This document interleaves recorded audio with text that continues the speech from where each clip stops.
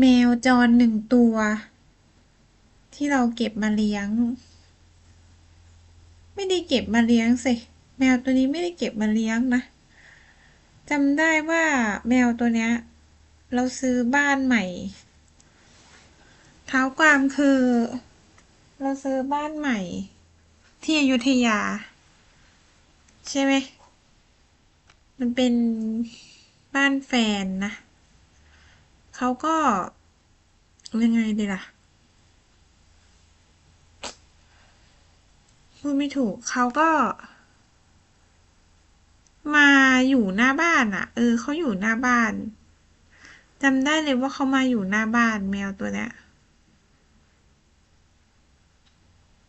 ก็นางก็เป็นแมวตัวเมียนะนางเป็นแมวตัวเมียคนที่จะเลี้ยงแมวจรอ่ะจะรู้เลยถ้าแมวตัวเมียนี่เครียดมากเลยนะคือเราก็ไม่ได้เลี้ยงเขานะแต่เขาไม่รู้ว่าเขาเป็นอะไรก็ไม่รู้อ่ะเขาชอบมาหน้าบ้านแล้วเขาชอบมองหน้าเราเหมือนเขาแบบมีอะไรสักอย่างเหมือนเราผูกพันอ่ะเหมือนเขาคิดว่าค่ะอะไรนะเขาเรียกว่าอะไรนะเขาว่าเราใจดีไหม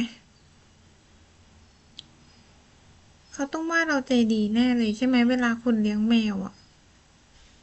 แมวเขาต้องรู้แน่ๆเลยว่าคนเนี้ยใจดีอย่างนี้ไหมเขามีสัญชาตญาณอ่ะเขาก็มาหน้าบ้านทุกวันแทบทุกวันนะพอเราเห็นเขาเราก็สงสารเขาเรามีขนมมีปลาเหลือเราก็โยนให้เขาใช่ไหมคะใครเป็นเหมือนกันบ้างก็น่าจะเป็นนะทุกคนที่ว่าเป็นทาสแมวอ่ะทุกคนจะเป็น เจ้าแมวตัวนี้ก็เหมือนกันมาหน้าบ้านแล้วเราเห็นเขามาทุกวันแล้วเราก็เลยโยนปลาให้เขา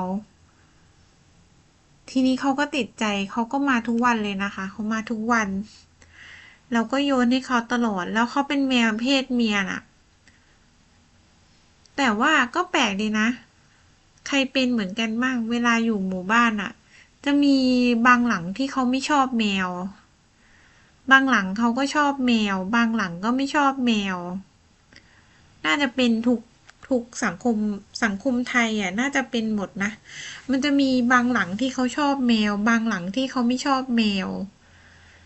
คนที่ไม่ชอบแมวก็สังเกตที่บ่นกันก็ชอบบ่นว่าแมวไปขี้ที่บ้านเขาหมาไปขี้ที่บ้านเขาประมาณนั้นเขาก็เลยไม่ชอบแมวไปข่วนรถเขาก็เลยไม่ชอบและเราเป็นคนหนึ่งที่เราก็ไม่ใช่ว่าเราจะชอบ เราชอบแมวก็จริงถามว่าใครจะชอบเช็ดขี้หมาขี้แมวไม่มีหรอกเอาเรื่องจริงเลยนะแต่เราสงสารต้องแยกแยะนะ